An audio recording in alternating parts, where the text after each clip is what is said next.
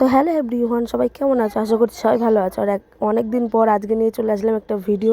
তো আজকে যাচ্ছি বাপের বাড়ি। তো কেন যাচ্ছি, কী করতে যাচ্ছি, সবাই দেখতে থাকো পুরো ভিডিওটা আর পাশে থাকো।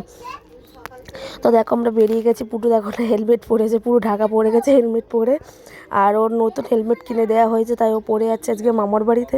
তো এদিকে দেখো সন্ধ্যেবেলা এসে মুড়ি আর চা খেয়ে নিচ্ছি, যেহেতু এমনি আমার এত অম্বল হয়ে গেছে। আমি শুকনো মুড়ি খাচ্ছিলাম বসে বসে। এদিকে দেখো মারা বেরিয়ে যাবে বলে এদিকে চিকেন আর রুটি হয়ে গেছে। এদিকে দেখো মা আর বাবা বেরিয়ে যাচ্ছে বেড়াতে। ওর মা বাবা যাচ্ছে মুকুটমণিপুর ঘুরতে। এদিকে ওই যে বাসের যে ট্যুরে একদিনের জন্য যাচ্ছে, এদিকে খাবার দাবার রেডি। মামরা ট্যুর করেছিল, তারা এখানে সবাই মিলে যাবে, রেডি হয়ে যাচ্ছে। মা বাবা চলে গেছে, ঘরটা পুরো ফাঁকা ফাঁকা। আমি একা একা বসে বসে বোরিং হচ্ছিলাম। তো দেখো গলাটা এত খারাপ, আমি ভালো করে ভয়েস দিতে পারছি না। পরের দিন সকালবেলা এত লেট হয়ে গেছে উঠেই রান্নাবান্না কমপ্লিট করে নিয়েছি, যেহেতু ছিল সানডে। দেখো পেঁয়াজকলি আলু ভাজা, ডাল আর চিকেন কষা।